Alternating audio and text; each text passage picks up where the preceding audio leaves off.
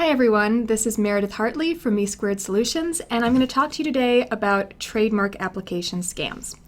About a month ago, I helped a client do background research for a trademark that they wanted to register.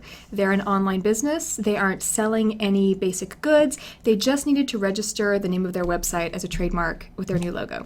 We did all their background research, made sure their application got in just the way it was supposed to, and then they called me today because they received this letter in the mail.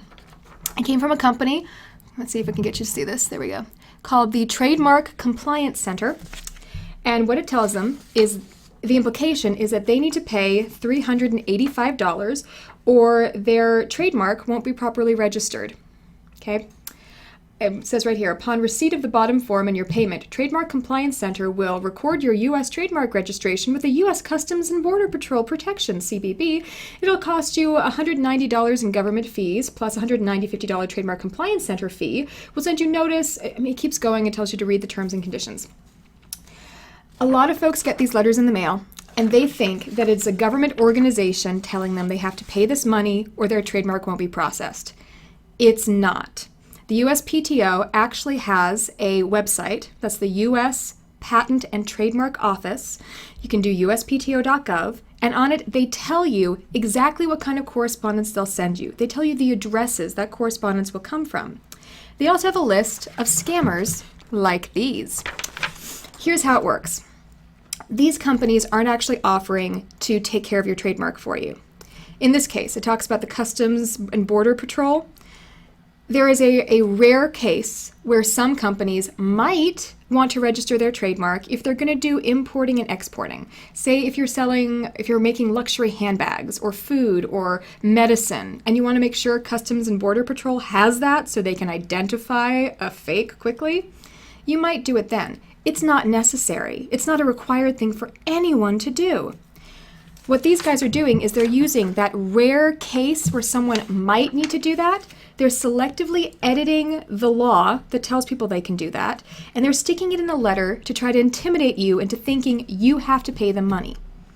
Now, the reason that's legal is that they are actually selling a service. It's buried in the fine print here, where they say that they'll register this trademark unnecessarily with Customs and Border Patrol, and then they'll watch other trademarks to see if anyone registers a trademark similar to yours. And most of the times, they never get around to actually notifying you about anything. You're paying hundreds of dollars and getting nothing in return. But they send it on the super official looking stationery. It usually comes in one of those sealed envelopes. You have to rip the sides open so it seems super official. That's what they're doing.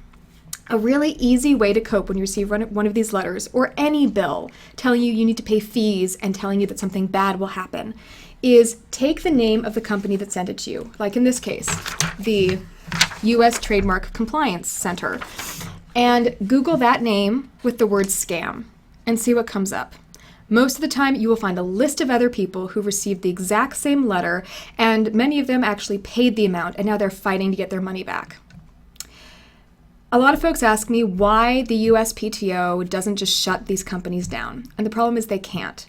Technically, the service that they're selling is a legal service, even if most people don't need it, and even if they're using these intimidation techniques to trick you into buying it. The only way they can shut them down is to get them on deceptive marketing charges. And that requires individuals to complain. You have to register a complaint with your state attorney's office and also with the FTC. And you can do that at ftc.gov. You can also just Google whatever your state is, like I'm in Washington. I'd Google Washington State Consumer Protection and see which office your state handles that through. In my case, it goes through the Washington State Attorney General's office. So I can go to their website and I can file a complaint telling them, hey, I received this letter and I think they're using deceptive marketing practices. That's the only way they can do that. But most people never file those complaints. They either pay the fee or they ignore it. No complaints means the government has no ammunition to shut these folks down. So the first step when you get a letter like this is to be smart. Read it closely, make sure it's actually coming from a government organization. If you aren't sure, take that name and Google it. And then Google it with the word scam next to it. 9 times out of 10, you will immediately see that it is not a legitimate organization. And then if you do receive one of these, you can always contact your state Consumer Protection Bureau or your state Attorney General's office, or you can even just check with the FTC's hotline. And you'll see in the text below this video on YouTube, I've included a link to the U.S. Patent and Trademark Office's information page on these kinds of non-official solicitations. If you have any questions, please feel free to shoot me an email. My email address is in the text below. You should be able to see it on your screen right now. Or you can visit my website at www.me2-solutions.com. My name is Meredith Hartley. I never charge for good questions or good conversation, and thanks for watching.